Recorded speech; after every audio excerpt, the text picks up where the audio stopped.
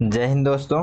कैसे हैं आप लोग? उम्मीद है अच्छे होंगे और अच्छे से स्टडी भी कर रहे होंगे। देखिए अभी आज आप मेरे चैनल पे आपने देखा होगा कि जो हॉस्टल वार्डन है यानी कि छात्रावास अधीक्षक और छात्रावास अधीक्षिका के लिए यहाँ पे एग्ज़ाम का जो डेट है वो भी यहाँ पे जारी कर दिया गया है सीजी व्यापम के द्वारा। ठीक है, बहुत कम समय है, आप तैयारी कर रहे हैं तो जितना जल्दी हो सकेगा हम लोग इसको कंप्लीट करेंगे।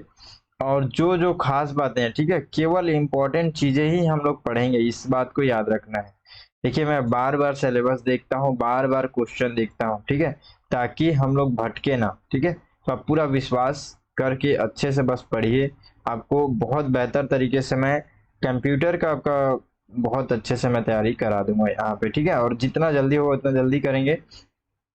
आप बार बार वीडियो को देखिए, नोट्स बनाइए, लेकिन अभी मैं पूरा फास्ट चलूंगा। ठीक है।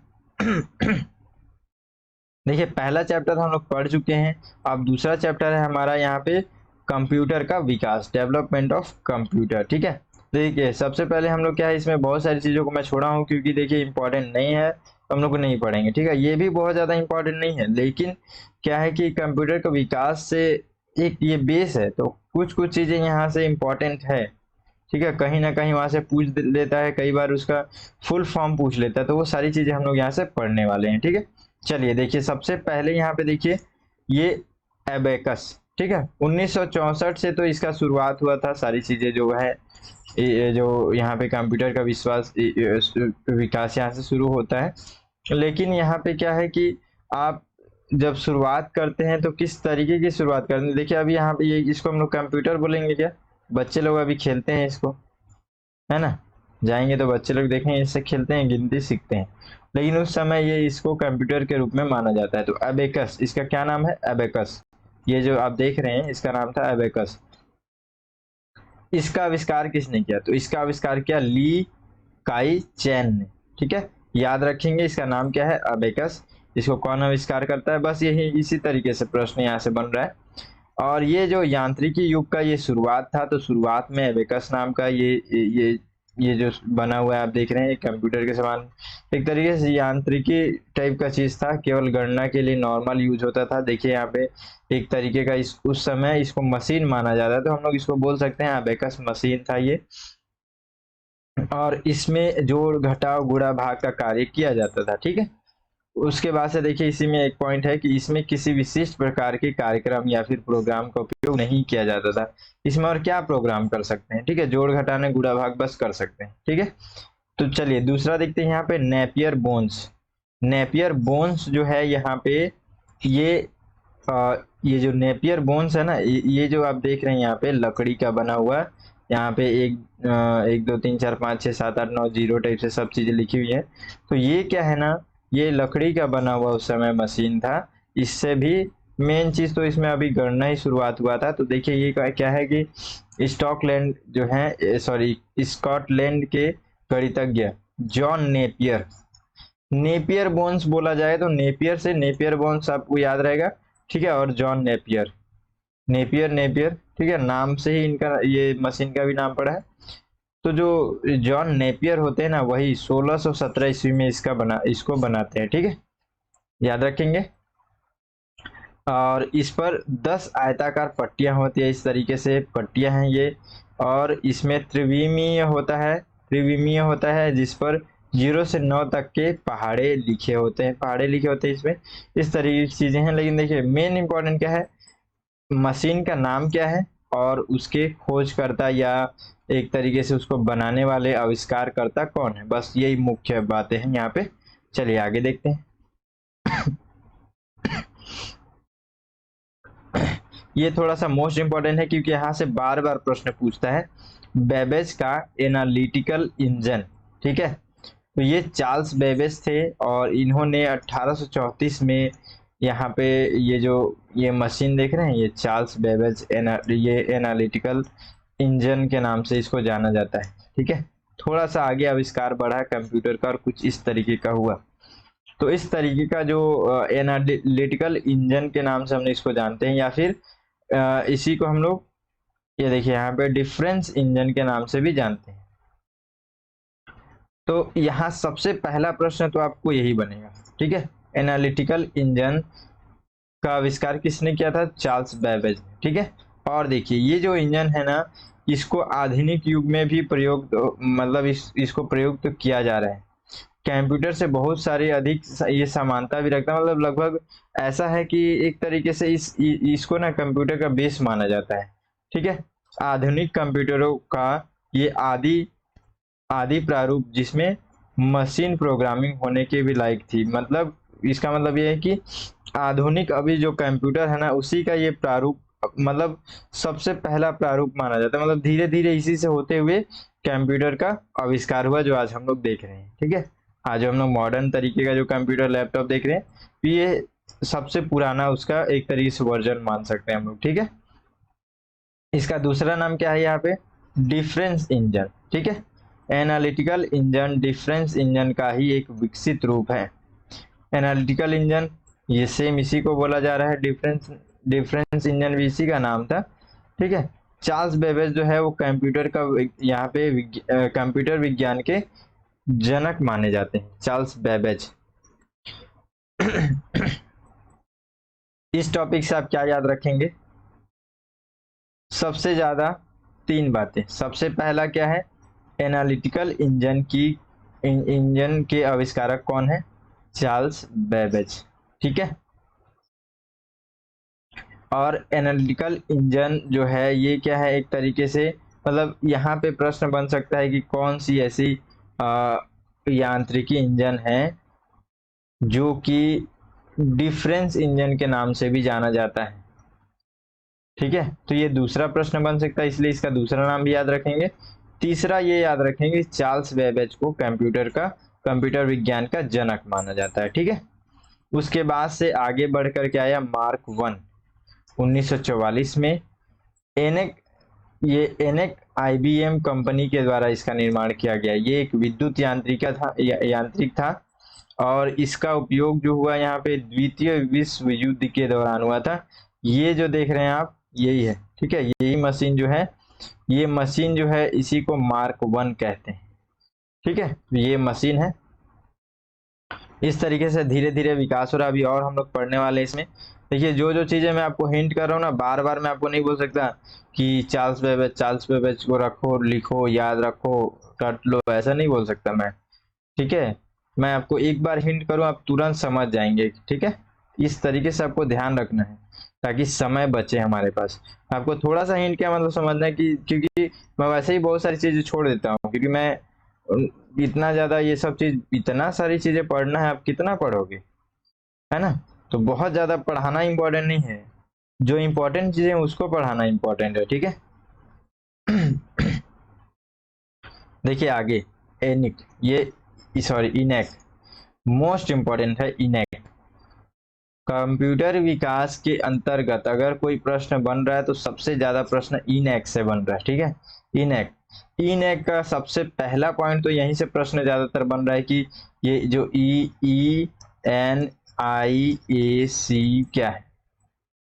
सबसे पहला प्रश्न तो यहीं पे बन जा रहा है।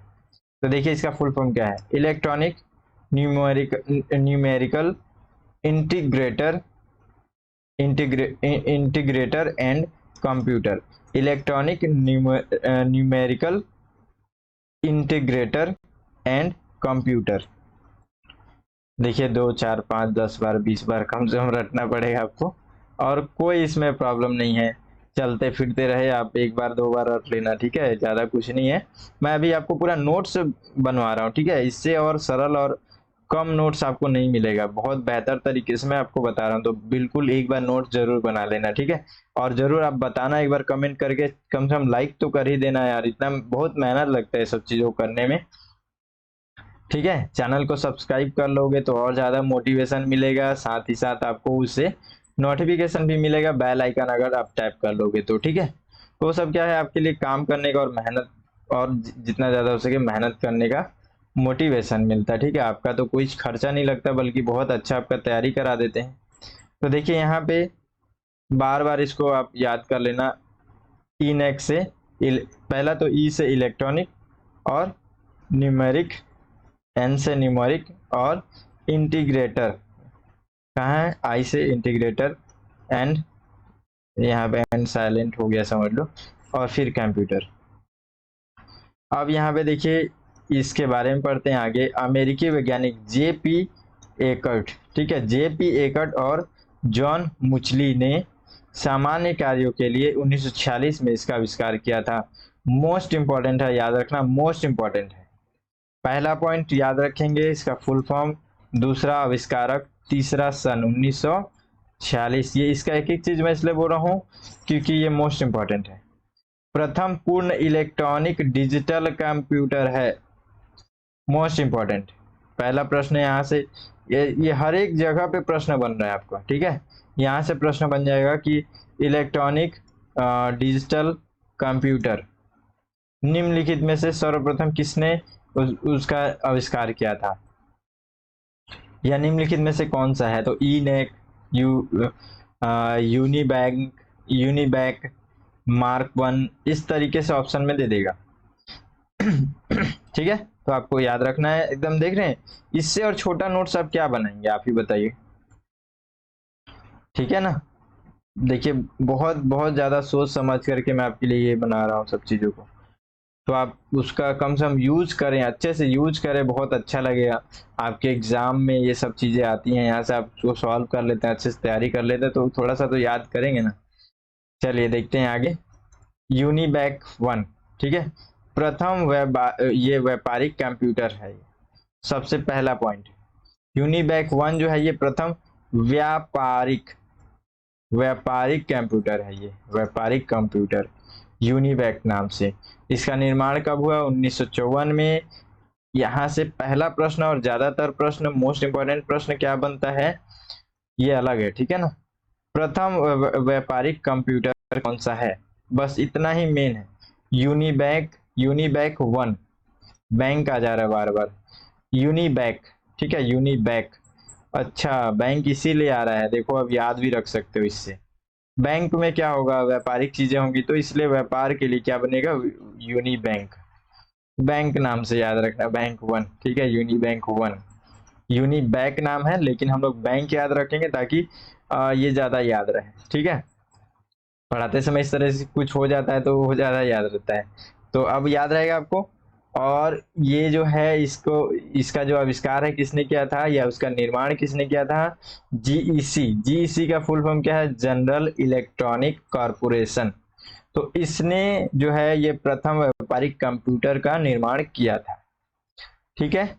देखिए एक चीज और है इसी के अंतर्गत, डॉक्टर ग्रेस हॉपर। जो ग्रेस हॉपर है 1952 में ये असेंबली भाषा का आविष्कार किया था कंप्यूटर के अंतर्गत। कंप्यूटर के अंतर्गत असेंबली भाषा का आविष्कार किया था किसने, ग्रेस हॉपर ने। इसको अलग से लिखेगा ना, इसके अंतर्गत नहीं जुड़ा है ना, इससे जुड़ा है, अलग है ये, ठीक है। इतना समझ गए, चलिए आगे बढ़ते हैं, जल्दी से इसको खत्म करते हैं 5-10 मिनट में। आप देखिए यहाँ पे हम लोग पढ़ेंगे कंप्यूटर की पीढ़ी, बस ज्यादा कुछ नहीं है, लास्ट है, अभी अंतिम है, ये खत्म हो गया। लेकिन ये सब इंपॉर्टेंट है, जितना एक एक चीज में आपको बताया सब इंपॉर्टेंट है, बेकार का चीज मैं यहाँ पे नहीं रखा हूँ बिल्कुल। और इसके अंतर्गत प्रयुक्त होने वाले हार्डवेयर, देखिए अभी तक हम लोग यहाँ पे 5 पीढ़ी, प्रथम से 5 पीढ़ी तक हम लोग देख रहे हैं यहाँ पे, ठीक है।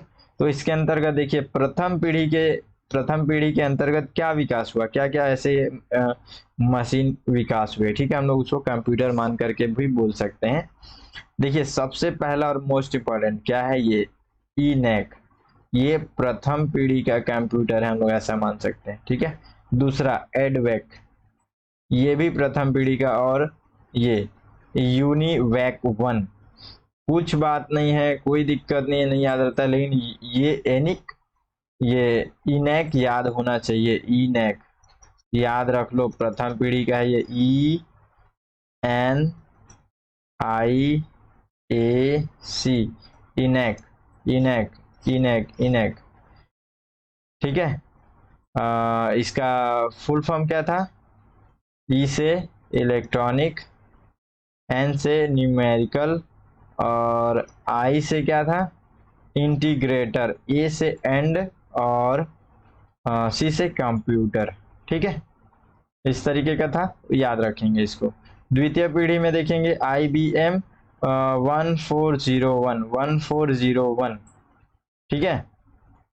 और देखिए प्रथम पीढ़ी के जितने भी कंप्यूटर थे उसमें हार्डवेयर क्या यूज होता था, निर्वात ट्यूब, ठीक है। द्वितीय पीढ़ी के अंतर्गत IBM 1401 ट्रांजिस्टर, ठीक है, हार्डवेयर के रूप में भी याद रखेंगे इसको, ट्रांजिस्टर यूज होता था। तीसरी पीढ़ी में क्या होता था, IBM 360। देखिए सबको जोड़ करके रखिएगा। प्रथम पीढ़ी में केवल एक चीज याद रख सकते हैं, इनेक। द्वितीय पीढ़ी में IBM 1401 और तृतीय में दूसरा याद है तो तृतीय याद रख लेंगे IBM 360, ठीक है। और इसमें जो हार्डवेयर था वो क्या था, इंटीग्रेटेड चिप। चतुर्थ पीढ़ी IBM PC। देखिए यहाँ से चतुर्थ भी याद रख सकते हैं, IBM PC, एप्पल PC। और इसमें हार्डवेयर क्या होने लगा यूज, यहाँ पे माइक्रो प्रोसेसर। और पांचवी पीढ़ी में आप देखेंगे IBM नोटबुक, यहाँ पे पेंटियम PC, सुपर कंप्यूटर सब इसके अंतर्गत आने लगे। और हार्डवेयर में ULSI, SLSI, notebook, laptop, internet का पूरा विकास यहाँ से कहानी शुरू होने लगा फिर आगे, ठीक है। अगर मैं ये भी कह सकता हूँ यहाँ पे आप देखेंगे प्रथम और दूसरा पीढ़ी जो है लगता है कि हाँ कंप्यूटर का विकास देख रहे हैं, उसके बाद से धीरे धीरे बहुत ज्यादा आगे बढ़ जाता है, ठीक है। तो मेरा कहने का मतलब है कि अगर पीढ़ी वगैरह से पूछेगा तो पीढ़ी का भाव कैसे आएगा, अगर वो इधर से पूछेगा तो ये तो विकास बहुत ज्यादा हो गया। इधर पीढ़ी का पूछेगा थोड़ा लंबा चौड़ा कहानी लेकर के जाएगा, बहुत पुराना पूछेगा तब तो ज्यादातर इसलिए प्रथम पीढ़ी से प्रश्न बनने की संभावना है। तो अगर आप भूल जाते हैं तो प्रथम द्वितीय तक आप याद रखेंगे और केवल इनेक नहीं याद रखेंगे, एडवेक और यूनिवेक 1 भी याद रखेंगे, ठीक है। प्लस एक चीज और याद रखेंगे, जो पहली पीढ़ी के सारे कंप्यूटर्स जो है ना, ये उस समय जब बनाए जाते थे तो क्या होता था, ये इस कंप्यूटर के मतलब ये जो कंप्यूटर होता था तो ज्यादा भारी होता था, वैक्यूम ट्यूब होता था उसमें आधारित होता था और महंगा भी होता था। तो इस तरीके से प्रश्न बना है कि कौन सा पीढ़ी का कंप्यूटर बहुत भारी, वैक्यूम ट्यूब आधारित और महंगा होता था, तो प्रथम पीढ़ी का, ठीक है। इस तरीके से प्रश्न बना। अभी हम लोग लास्ट में प्रश्न भी देखने वाले हैं, सारी चीजों को देखेंगे, बस आप धैर्य रख के पढ़िए, अच्छे से समझिए और नोट्स बना लीजिए, ठीक है। बार बार उसको पढ़ना है, ये सब याद रखना है, जो जो चीज मैं आपको बताया। इतने में भी आप हार मान रहे तो मैं आपको बोला हूँ ये दो चीजें याद रखना है, ये दो चीजें, प्रथम पीढ़ी द्वितीय पीढ़ी, ठीक है। इसमें हार्डवेयर याद रखेंगे और ये किस जनरेशन में क्या क्या विकास हुआ। बस हो गया हमारा काम खत्म। अब ये जो कंप्यूटर का विकास है लगभग हम लोग कंप्लीट कर लिया, और कुछ नहीं पढ़ना है, कुछ भी नहीं पढ़ना, बिल्कुल नहीं पढ़ना है, आपके सिलेबस में भी नहीं है, मैं आपको बता दे रहा हूँ, ठीक है। लेकिन क्या होता है कि आपको भी लगे और खुद फील होता है कि लगता है ऐसे जैसे हम लोग पढ़ ही नहीं रहे कुछ, कंप्यूटर के बारे में क्या पढ़े, ऐसा लगा बीच में आ गया, ऐसा भी लगता है। परंपरा चल रहा है ना, लगातार परंपरा चल रहा है कि हम लोग को इसी सीक्वेंस के साथ चैप्टर के साथ पढ़ना है, तो वो परंपरा धीरे धीरे टूटेगा। मैं धीरे धीरे तोड़ने की कोशिश कर रहा हूँ उसको। हाँ, लेकिन यहाँ से क्या प्रश्न बनेगा आपका, ये सब अभी मैं जो जो बताया वो इम्पोर्टेंट है ही, ठीक है। वहां पे जाएगा, एग्जामिनर का ध्यान जाएगा, ठीक है, तो याद रखिएगा। प्लस आपको यहाँ से फुल फॉर्म पूछता है, तो वही फुल फॉर्म को हम लोग देख लेते हैं अंत में। यहाँ पे IBM इंटरनेशनल बिजनेस मशीन, ठीक है। देखिए ज्यादा नहीं रखा हुआ है, आप इतने को कम से कम याद रख लीजिए, आज भर का ये होमवर्क टाइप से समझ लो आप, ठीक है। तो IBM इंटरनेशनल बिजनेस मशीन। दूसरा ABC, क्या है ABC, Atanasoff Berry computer, ठीक है, याद रखेंगे। इनेक हमारे को याद हो गया, electronic numerical integrator and computer, ठीक है। एडवास या फिर एडवैक ऐसा कुछ बोलते होंगे। ई से इलेक्ट्रॉनिक, डी से डिस्क्रिएट, ठीक है, और वेरिएबल ऑटोमेटिक कंप्यूटर। तो इस तरीके से हम लोग फुल फॉर्म देख लिए। अब हम लोग देखेंगे प्रश्न कि इस चैप्टर से कैसे प्रश्न पूछा जा रहा है, कैसा प्रश्न बन रहा है। जितना भी ये मैं प्रश्न बता रहा हूँ ये सब किसी ना किसी एग्जाम में पूछे गए हैं, ठीक है, मैं अपने तरफ से कुछ नहीं बनाया हूँ। ठीक है, देखिए सबसे पहला प्रश्न, किस पीढ़ी के कंप्यूटर भारी वैक्यूम ट्यूब आधारित और महंगे थे? अभी अभी मैं बताया हूँ, तुरंत फटाक से एकदम इसमें टिक लगा दो, पहली पीढ़ी। ठीक है, देखिए दूसरा, चार्ल्स बेबेज के द्वारा डिजाइन किया गया पहला। देखिए हम लोग जो पढ़ते हैं और फिर उसके बाद से क्वेश्चन देखते हैं ना, बहुत बहुत इंपॉर्टेंट होता है क्वेश्चन देखना। हम लोग अभी पढ़ लिए इतना सारा, लेकिन उसको फॉर्मेट कैसे बनेगा, एग्जामिनर उसके बारे में कैसे सोच करके प्रश्न को निर्माण करेगा, प्रश्न का फॉर्मेट बनाएगा, जब आप प्रश्न को देखते हैं उसी टॉपिक से, तब समझ में आपको आता है ना। इसीलिए मैं कोशिश करता हूँ कि चैप्टर कंप्लीट होने के बाद आपको कुछ ना कुछ उससे संबंधित क्वेश्चन हो। दो चीजें होंगी, एक तो उससे पैटर्न समझ में आएगा, दूसरा फोकस बढ़ जाएगा। तीसरा चीज एक और होगा उसमें, सबसे मेन चीज इसमें, कि आपको बचा खुचा चीज, जैसे अभी मैं इसमें पढ़ाया टॉपिक पे उस समय ध्यान नहीं दिए होंगे, अभी यहाँ पे जब क्वेश्चन देखें तो आपको ध्यान जाएगा। ठीक है, फिर आपको जल्दी चीजें याद होती हैं। चलिए इसको देखते हैं। चार्ल्स बेबेज के द्वारा डिजाइन किया गया पहला यांत्रिक कंप्यूटर किस नाम से जाना जाता है? चार्ल्स बेबेज के द्वारा डिजाइन किया गया पहला यांत्रिकी कंप्यूटर, ठीक है, क्या हो सकता है इसमें? हम लोग पढ़े ना, बहुत अच्छे से पढ़े हैं इसको। तुरंत देखिए, कोशिश कीजिए ना एक बार, थोड़ा सा जो भी आपको आंसर लग रहा है, आपको अभी पढ़े हैं आप, याद है, एक बार कमेंट करके देखिए, आपको बहुत अच्छा लगेगा साथ में जुड़ करके पढ़ने से। तो कमेंट कीजिए तुरंत, ठीक है, मैं अभी आंसर बताऊंगा, लेकिन आप एक बार कमेंट कीजिए तुरंत, ठीक है। मैं लाइव तो पढ़ा नहीं रहा हूँ, जब भी आप देख रहे हैं और ये बात मेरे से सुनेंगे, तुरंत आप कमेंट करके बताना यदि आपको आंसर पता है तो। आप अभी पढ़ें, ठीक है।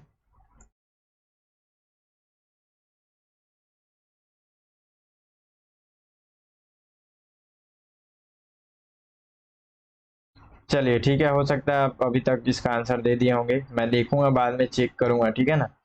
चलिए मैं उम्मीद करता हूँ कि आप देंगे। देखिए यही है इसका एनालिटिकल इंजन, बहुत अच्छे से हम लोग ने देखा था पीछे।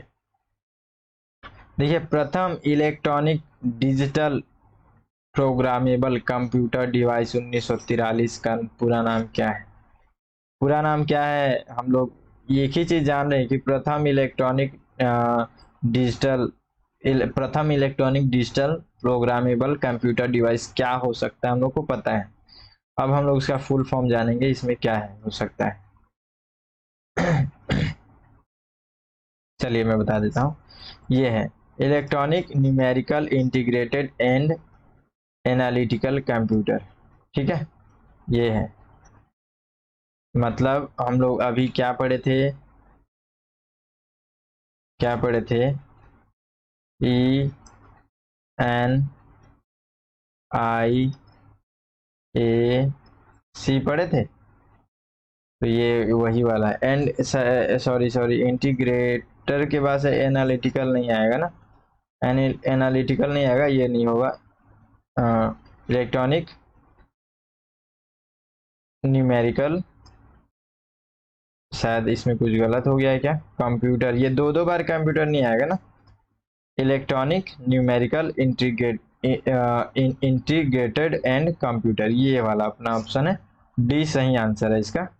ठीक है, बार बार देखिए इसी से प्रश्न बन रहा है ना, ये सब पिछले एग्जाम में पूछे गए हैं, इसी तरीके से मैं फोकस करके आपको पढ़ाया हूँ, और फिर मैं इसको यहाँ प्रश्न भी दिया हूँ ताकि आप समझ सके कैसा प्रश्न बन रहा है। ठीक है, चलिए आगे देखते हैं, बस हो गया, लास्ट यही अब पेज है, इसी का जितना प्रश्न है उसको देखना है, उसके बाद से ये कंप्लीट हो जाएगा। और मैं कोशिश करूंगा कि अब जितना जल्दी हो सके तुरंत तुरंत मैं आपको चैप्टर दो दो तीन दिन चैप्टर कंप्लीट करा के खत्म करूं।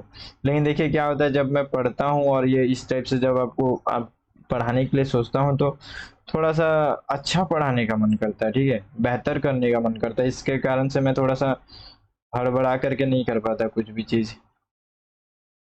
देखिए प्रश्न, दुनिया के पहले इलेक्ट्रॉनिक डिजिटल कंप्यूटर का नाम क्या है? पहले इलेक्ट्रॉनिक डिजिटल कंप्यूटर, पहला इलेक्ट्रॉनिक डिजिटल कंप्यूटर, पहला इलेक्ट्रॉनिक डिजिटल कंप्यूटर, दिमाग में बैठा लो पूरा, बार बार हम लोग पढ़ रहे हैं, क्या पढ़ रहे हैं? ई एन आई ए सी, इनैक, ठीक है, इनैक यहाँ पे है।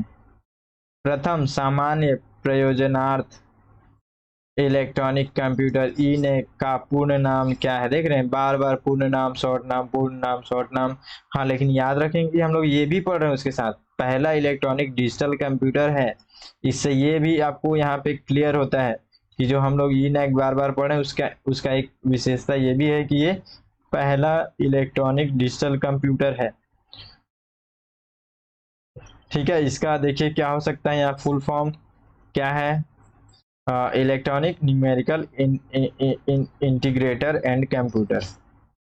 ठीक है, बाकी को जरूरत नहीं है, लेकिन देखिए इंटीग्रेटर हम लोग यहाँ पे जान रहे इसलिए पढ़ लिए, बाकी जगह पे या फिर एग्जाम हॉल में ये सब थोड़ा परेशान करता है, तो एकदम अच्छे से कंठस्थ कर लेंगे। ठीक है, कंठस्थ मतलब जानते हैं ना, कंफर्म। आगे देखिए, जे डब्ल्यू माछली और जे प्रेस्पर इकर्ट के द्वारा निर्मित प्रथम यांत्रिकी पुर्जी रहित कंप्यूटर का नाम क्या था? पुर्जी रहित कंप्यूटर था ये, क्या था? देखिए ये निर्मित प्रथम प्रथम यांत्रिकी इलेक्ट्रॉनिक से संबंधित है। पूंजी रहित, सॉरी, पुर्जी रहित कंप्यूटर। ये जितना भी अलग अलग तरीके से नाम जो बोल रहे हैं ना, इससे आपको क्या है, इससे आपकी तैयारी हो रही है। देखिए अभी ये जितने भी एग्जाम में पूछेंगे सब अलग अलग एग्जाम में पूछे गए हैं, लेकिन प्रश्न देख टॉपिक एक ही है, समझो इसको। ठीक है, ये सब चीजों को मैं ज्यादा ध्यान देता हूँ, तो आप इसको ध्यान देंगे तो अच्छे से आप पढ़ पाएंगे। देखिए प्रश्न यहाँ पे टॉपिक सभी एक ही हैं, अलग अलग प्रश्न लेकिन उसी से बन रहा है, अलग अलग तरीके से बन रहा है। ये भी प्रश्न इनेक से है, ठीक है, लेकिन देखिए इसको बताने का तरीका अलग है, इसको बनाने का तरीका अलग है, चेंजेस कर दिया उसमें वर्ड में। तो इसी सभी चीजों को समझना है। अभी इनेक के बारे में एक चीज और समझिएगा, प्रथम यांत्रिक पुर्जी रहित कंप्यूटर।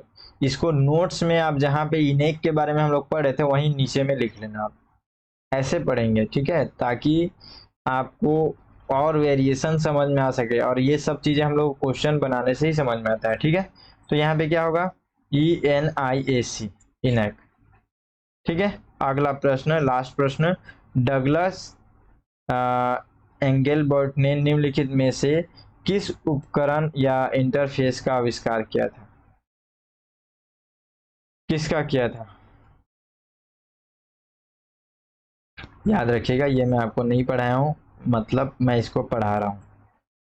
क्वेश्चन का मतलब केवल मेरा उद्देश्य तो ऐसा नहीं रहता, मेरा उद्देश्य ये भी रहता है कि कुछ बचा कुचा होगा तो जब एग्जामिनर उसको अलग तरीके से प्रश्न बनाया होगा तो उसको भी मैं लिख सकता हूँ, पढ़ सकता हूँ, समझ सकता हूँ। प्लस हम जो पढ़े टॉपिक उसको कितना पढ़े, कितना समझ रहे हैं। ठीक है, और हम लोग अभी जो जितना पढ़े हैं उसको सही तरीके से पढ़ रहे हैं कि नहीं पढ़ रहे हैं, उसमें किस तरीके से प्रश्न बनता है, एग्जामिनर उस टॉपिक से कैसे सोचना है, ये सब ध्यान रख करके ही मैं क्वेश्चन लेकर के आता हूँ। ठीक है, तो यहाँ पे आपका एक एक पॉइंट और मिल गया जनरल नॉलेज टाइप से, कि जो डगलस है, डगलस एंगलबर्ट, ठीक है, ये जो है कंप्यूटर माउस का आविष्कार किया था। ठीक है, चलिए ठीक है, तो देखिए अगर अच्छा लगा होगा आपको तो बिल्कुल लाइक करके बताइएगा, चैनल को सब्सक्राइब कर लीजिएगा और बेल आइकन दबा दीजिएगा, ताकि आपको जब भी मेरा कोई भी नया नोटिफिकेशन आए, कुछ भी ऐसा वीडियो अपलोड करूं तो आपको तुरंत मैसेज चला जाए। ठीक है, चलिए इसी तरीके से बेहतर तरीके से तैयारी कीजिए, लगातार नोट्स बना लीजिए अच्छे से। मिलते हैं फिर अगले वीडियो में, तब तक के लिए जय हिंद।